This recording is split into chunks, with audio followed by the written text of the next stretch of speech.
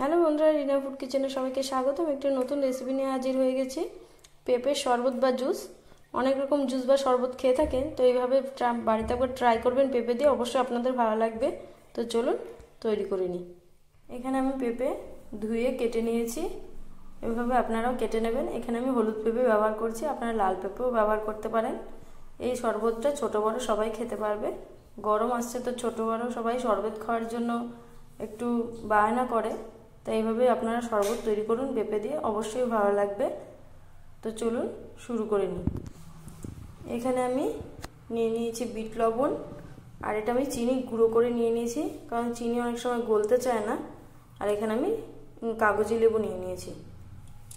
প্রথমে পেঁপেটা এভাবে টুকরো করে কেটে মিক্সার গ্রাইন্ডারে মিক্সি করে নিতে হবে।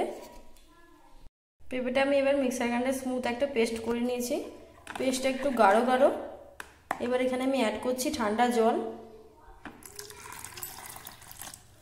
ঠান্ডা জল অ্যাড করছি, দিয়ে এবার হ্যান্ড হুইল দিয়ে ভালোভাবে নেড়ে নিচ্ছি।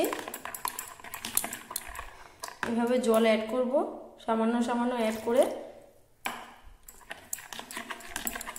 জুস যেরকম হয় সেভাবে গুলে নিচ্ছি আমি। দেখুন, একটু জল দিয়ে এভাবে পাতলা করে গুলে নিতে হবে। এবার আমি অ্যাড করছি চিনি, 4 চামচ চিনি দেবো। এখানে চিনির গুঁড়ো দিচ্ছি আমি, কারণ চিনিটা গলতে চায় না অনেক সময়, তাই আমি চিনির গুঁড়ো দিচ্ছি এখানে 3 চামচ, আর এই যে 4 চামচ। এবার দিয়ে চামচ দিয়ে ভালোভাবে নেড়ে দিতে হবে, কারণ অনেক সময় অনেক পেঁপে মিষ্টিও হয় না, কম মিষ্টি হয়, সেই জন্য। এবার দিয়ে দেবো বিট লবণ। এখানে আমি বিট লবণ ব্যবহার করছি, স্বাদ মতো দেবেন, টেস্ট করে করে বিট লবণটা দেবেন।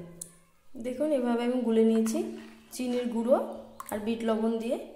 এবার আমি অ্যাড করছি লেবুর রস। এখানে আমি ছোট ছোট 4 টুকরো এভাবে লেবুর রস দিয়ে দেবো।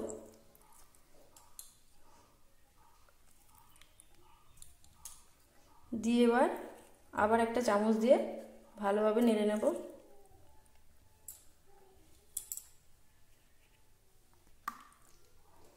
এবার আবার চামচ দিয়ে ভালোভাবে নেড়ে নিচ্ছি।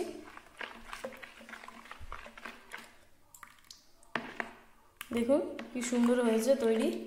এইভাবে আপনারা প্লিজ বাড়িতে একবার ট্রাই করে দেখবেন, কত টেস্টি হয় খেতে পেঁপের জুস বা শরবত, যেটাই বলুন। এবার আমি এখানে তৈরি হয়ে গেছে, এখন আমি আরেকটি পাত্রে নিয়ে নেব। এখানে আমি 4টে গ্লাস নিয়ে নিয়েছি, কারণ আমার 4 জন, তাই 4টে গ্লাসে নিয়েছি। এবার আমি ঢেলে নেব 4টে গ্লাসে।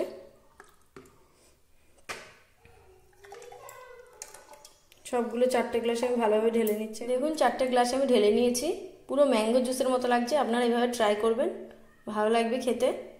এখন আমি দিয়ে দিচ্ছি আইস কিউব, যেহেতু গরম তার ঠান্ডার জন্য এই আইস কিউব দিলে আরও ভালো লাগবে খেতে। 4টে গ্লাসেই দিয়ে দিচ্ছি আমি হাত দিয়ে দিচ্ছি, আপনারা চামচ দিয়েও দিতে পারেন। আর এবার দিয়ে দিচ্ছি আমি লেবু, স্লাইস করে কেটে রেখেছি, পরিবেশনের জন্য দিয়ে দেবেন, দেখতেও সুন্দর লাগে দেখতে।